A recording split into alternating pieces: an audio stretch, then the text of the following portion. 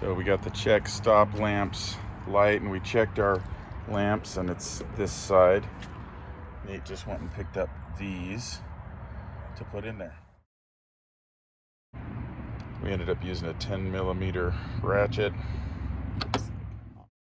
You just pop it I off. expect that there's some sort of a plastic pin built into this piece, so we got to be really careful removing it. You wouldn't want to just yank it this way and crack that, or else we have to replace this whole piece to get it to loosen up.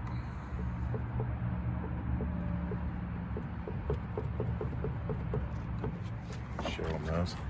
Yeah, so those are what we were trying not to break off, but just wiggling. This feels like rubber, so it just kind of snugs it in there. Now we got to pull out the right one in there. Yep, you're just going to lift that up. Yep, try to get under the very end of it back here. Yeah, there you go. And then it's just sealed. We'll let that hang. It can only go in one way, so we can't screw it up. Now, set it in here and see what else we're going to need. Because it looks like these are Torque's head, unless we can access it some other way. But it looks like we've got to get in there, so we're going to go find a Torque's head.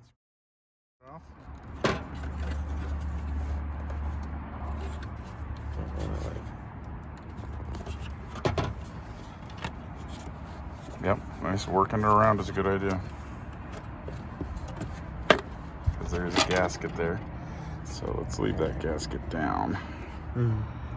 There's our bolts. Push in. Oh, and twist in and twist. Yeah, see, that's what locks it in. Make it happen. Twist in. Yeah. Pull on it just to make sure it's not. Yep, you got it. Okay, now we're going to wipe it out. I mean, it has a shape to it, but it's going to get reshaped in there anyway, so it doesn't really matter. Yeah. As long as it's down in there, it'll probably stay on. Good. Yeah, pretty simple. Yeah. Okay. Now carefully aim those up into there.